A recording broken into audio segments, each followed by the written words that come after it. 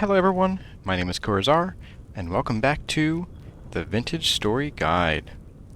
We are back in the world after having put together our very first and probably only pulverizer, and we've gotten some use out of it. We crushed some alum and some cinnabar into materials to make red dye, and we have ourselves a snazzy new shirt that doesn't go with our clothing. But it's fine. I'm going to be real with you, I kind of lied. Last episode wasn't the last day of Infrastructure Week. In fact, Infrastructure Week never ends. Just kidding. Anyway, today is episode 29 of the Guide World, and those of you with a keen eye will note that that is one away from 30, you mathematicians you.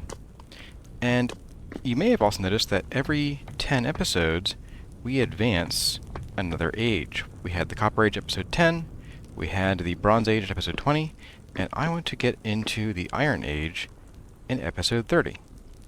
That means that we have some prep work to do around here. I've already started some of it by digging up some more fire clay and turning it into fire clay bricks, and I am firing a whole ton of those right in here.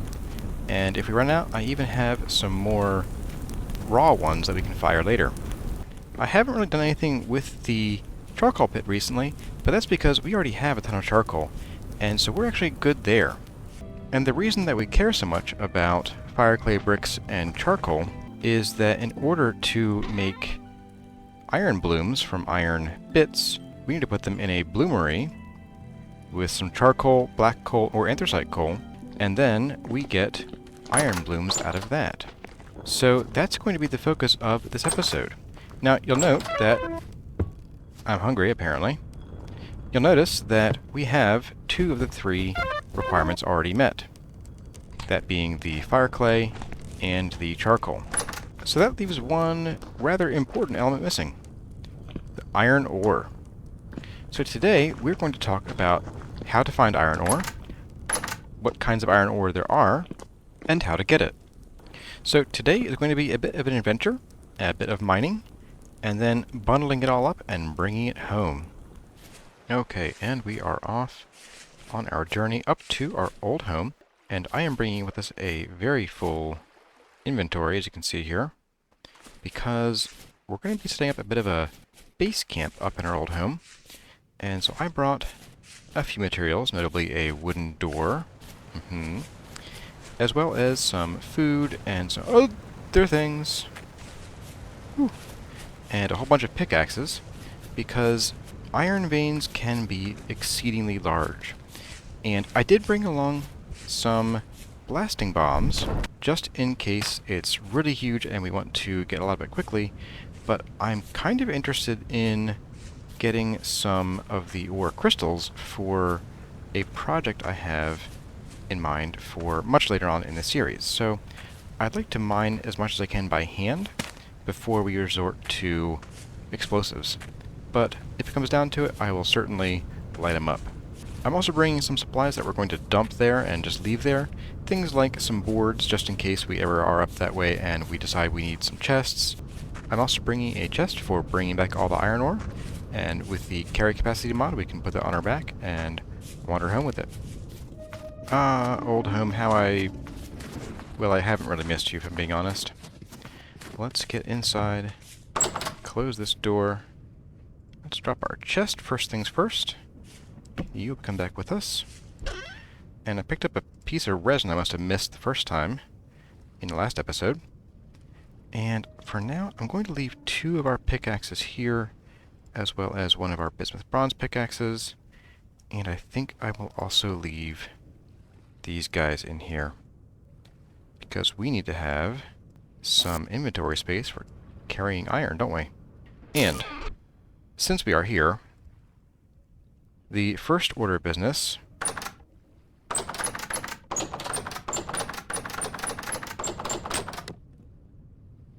why are these always more reliable when I want them to fall off their hinges?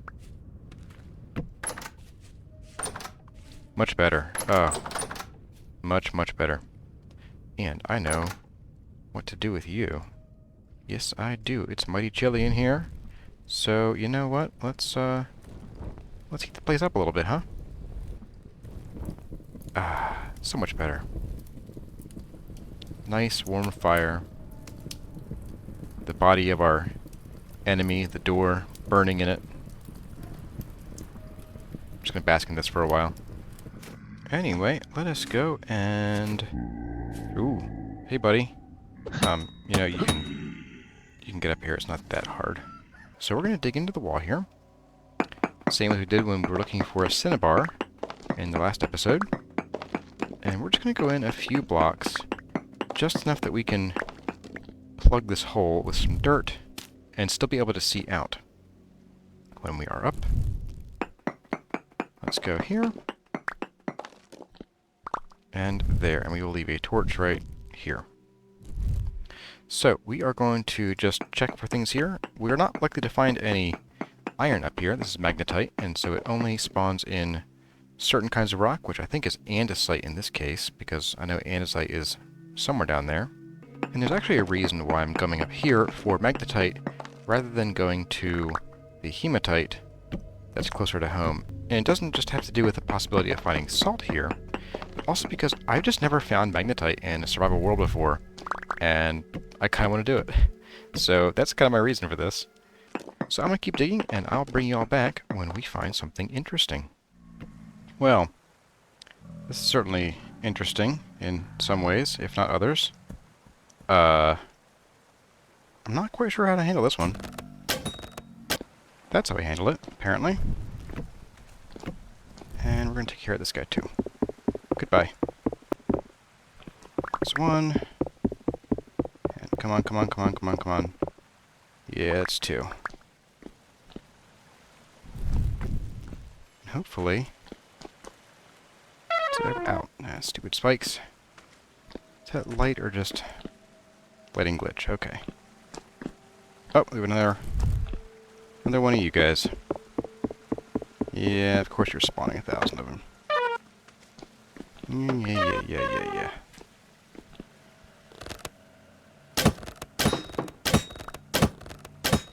Goodbye. And now we discover we didn't bring enough dirt. And we're just gonna kind of close this off for now. We'll know that this is here. It's not a big deal. Okay, back to work. Hey, we've already found trace amounts of magnetite. That's pretty cool. I wonder how much deeper it is. Oh, this guy invades our personal space. I'm gonna guess it's right down here, isn't it?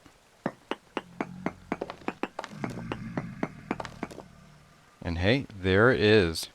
There is our first iron ore of the series. Ain't it a beaut? Now, this is medium, so it's not going to be super plentiful, but iron deposits can be exceedingly large, and they can be so big that they may run into other iron deposits. That feels good. Look at that right there. And we can't take a whole lot home with us because of all this junk, which we're going to get rid of some of this as we mine this out. And let's get our mining on, and you will see just how big these deposits can be. So as you can see, it goes up at this end, then it goes down at this end, and we're already this deep. So I'm going to mine out just the length of it to show you all just how long these can be, and then I will bring you all back after I mine out as much of this as I think I can carry. And hey, that was quick. We got our first crystal. That's pretty cool. Okay, so with the creepy music playing, let's see just how long this whole deposit is. And yeah, they get kind of ragged around the edges, which is normal. So they get a little patchy and you don't get, you know, full iron ore right at the edges, but that's fine. So this is the south limit. Gonna go north. Gonna look both ways before we cross the street. And we continue north. And we keep going north. And we go up. And we're still going north. And we're still going north. And we're beneath the pond that was next to our old house. And here is the end of it. This thing is immense. I mean, it's huge. East and west, it goes this far. And this far. So, significantly less east and west, but it is a very long deposit. And that's why the numbers in the pro pick don't always tell the whole story, because if you look at the pro pick on the map here, it says we have very high magnetite at 3.2 per meal absolute. Now, 3.2 is pretty low when you compare it to some of the other values we get, like copper, which can be as high as 25, and I think you can get as high as 30 couple percent, or 30 couple per meal sometimes. And that's because iron generates low and in these wide, flat discs. And so wherever you find iron on the pro pick, and you dig down, you don't usually have to search left and right very far for it. You're usually going to end up coming down right on top of it if you dig deep enough. And I'm not entirely sure why I have my hands in the air, but I do.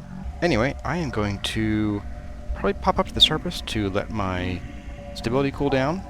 Then I'm going to mine out a good chunk of this to bring home. I'm not going to mine out all of it today, most likely. I probably don't even have enough pickaxe durability and bombs combined to do it. So we will leave the entire thing for another day, but for now, I might mine out a quadrant of it, maybe? We'll see. We can sit and have a bit of a discussion while I do that, because over the course of the last several episodes, I've asked you to submit questions with the hashtag 20questions, and that I would answer them during a montage, either mining or building, and I thought, since we have a few questions built up, today would be a good day to get started on that. Let's get to it. First off, if you submitted a question, thanks. I like engaging with all of you, and this is a chance to do something a little different from the usual fare in this guide series. With that, let's get started. Our first question is from Ryuga. What first brought you into YouTubing? Well, I never really thought about it, but if I had to put it into words, I guess you could say that I like to entertain. Whether it's telling or writing stories, running a Dungeons & Dragons game, or sharing something I've made, I like to see and experience people's reactions to things I've created or taken part in creating. Some of it's the sheer joy of just sharing my creations, and I think some of it is learning from that sharing to go back and either refine something I've made, or to gain new insight into my next creation. Our next two questions are from Chris R. Firstly, what would you say are currently the most valuable or important items to find in ruins or at traders? When would you feel you've really found something special? Valuable finds in ruins and traders are different things, and things have changed. So traders now stock many items that used to be unique to ruins. So they've kind of taken some, but not all of what made those items special. On the other hand, some of the ruins loot was so rare before that I have never run across it in 500 plus hours of playing Vintage Story, and the completionist in me absolutely writhes at that thought. As for ruins, I like finding a ruin structure type that I haven't seen before, because at the current point of the game's development, they tell a story of what happened in the game's past to break the world and let the drifters in and open the Rust world stuff in a way that the journal entries don't quite cover. As for traders, tons of items. Some unique armor sets that can be upgraded and repaired, and I know we found one earlier. Echo chambers, which are basically record players for playing the Resonance Archives, aka vinyl records, can be found at traders more readily than in ruins. I think my favorites are those, as well as getting access to many of the colors of glass that the Luxuries Trader has, because while you can make some of the colors, it's extremely rare that you'll ever get the materials for it. And if you do, I wouldn't want to break them down into glass anyway. Chris's second question is, do you have any intention to cover future updates to Vintage Story? And if so, how do you imagine you'd go about it? In general, the plan is to continue Vintage Story in this world even in future updates, as long as those updates don't cause world-breaking changes. Now, the developer has an extremely good track record with this, so it's likely this won't be a problem, but if at some point the game undergoes some greater transformation that significantly alters how it's played, especially in the early game where any of the main systems like smithing, or hunting, or clay forming and baking, all that kind of stuff, then I may consider starting completely fresh, or traveling a long distance away in this world, maybe even throwing away all of our stuff, and starting over. And in that case, I might even try a different class. Our next question is from Ravensfair. Can we see pictures of your cats? Sure. Though I now realize that while I have thousands of pictures of my cats, they are all really blurry or poorly lit, but here goes. This is Mew. She likes food, belly scratches, and sunlight. Pros of having Mew. She is the prettiest baby. She's a great lap cat. Almost too good, in fact. And she is super smart. Cons of having Mew. She is very needy. She gets into everything, so all the cabinets have baby locks on them. And she likes to chew on toilet paper. Not play with it cutely, she just chews on it. This is a Rex. He likes food, hiding from visitors, and sleeping in his tower. Pros of having Rex. He is the handsomest boy. He is shiny, like silk. And he's super gentle. Cons of having Rex. He really wants to get in the bathroom whenever you're in there. And he's loud about it. He is as graceful as a radioactive bowling ball, and he is dumb as a rock. Incidentally, this picture represents both the first and last time they've been so close together and not been fighting. Oh, what's this? Oh, my lawyer is telling me I need to protect their identities on the internet since they are minors, so there. Done. Perfect. Our next question is from Gorfinhopen. What are some of your favorite non-block video games? I had to think about this one because a lot of the games I play are block or at least tile-based, so I kind of cut out most of those. Things like Space Engineers and RimWorld that are already on my channel. But there are almost too many to consider. I have two favorite categories, I guess. Favorites that I like right now, and then long-time favorites that I come back to every couple years. Right now, favorites would be things like Zelda Breath of the Wild, the Horizon series, the Witcher series. I also find myself returning over and over to Star Sector, so that fits in here pretty well, and it's not a block game, but it does have a lot of customization that feels very constructive. Some of my forever favorites are games like Tales of Phantasia for PS1. The Game Boy Advance version that they brought to the US sucks. So if you can get your hands on the translated or the fanslated PS1 version, it is way better. Legend of Dragoon, also for PS1. Armored Core 1 through 3, PS1 and 2, and we just forget that Armored Cores 4 and 5 exist. Shadow Hearts for PS2, and the Baldur's Gate series that came out on PC in 1997, and which Larian Studios is picking up the third game right now. And these are only some of my favorites. I'm sure there are some that I've forgotten, but this list could go on for a really long time. The next couple questions are from Clayton Embry. What made you leave and come back in relation to the older videos on your channel? For leaving, real life mostly. I only had a couple dozen subscribers and hadn't really made a connection yet, and engagement was pretty low, so when life got busier, it was just kind of the first thing on the chopping block. As for returning, I got tired of my old Vintage Story single-player world, and I wanted to start a new one, but I also wanted to share my creations. I thought I could scratch that itch by playing on a server, and I did for a while, but that ended up being less interactive than I was hoping for. It was more like a whole bunch of different people playing single-player in vastly different areas of the world, and then occasionally coming together for tours of each other's houses or adventures through caves and such, which also, because of the version of the game at the time, wasn't as exciting because drifters ran away a lot more than they should have. I had also been watching other Vintage Story YouTubers like Paul Soros Jr. and Nemo, along with a lot of other YouTubers who played that other block game, and it struck me that while there are plenty of regular Let's Plays for Vintage Story and plenty of tutorial guides, there weren't many, at least not that I could find, that were like a blend of the two. So I took inspiration from creators like Waddles and Mythical Sausage, how they have their guides and they sort of feature one building or one facet of the game per week. Pixel Riffs does this too. And I put this guide series together, so it's half Let's Play and half tutorial. Next question is, do you have any interest in collaborating with other Vintage Story YouTubers? Interest? Sure. Time? Not so much. I would have to end up choosing between this guide series, or whatever's going on at the time here, and the collaborative project. Also, the time I have to devote to the game is in a pretty slender window and not terribly reliable or regular, so it wouldn't be fair to the other creators if they had to wait on my schedule. Any chance of returning to RimWorld? And I say when because all things do eventually end, but when this guide series ends, RimWorld is a possible next focus. I think it will come down to how and to what extent my channel grows, as well as whether you guys would enjoy it. That's probably a good ways down the road, but when that time comes, I think I'd like to poll everyone, or everyone that I can get my hands on, and gauge interest as far as the next thing is concerned. Whether it's something like RimWorld, or Star Sector, or Graveyard Keeper, or something entirely different, who knows? Anyway, that's about all the questions we have time for today. Thanks for all your questions, and I hope you enjoyed this less formal kind of chit-chat. If you submitted a question and I haven't gotten around to it, I apologize, but I am keeping any unanswered questions around for the next time we do this kind of thing.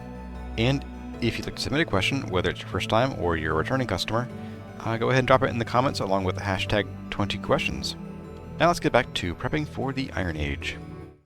Well, we are home sweet home with our haul of iron.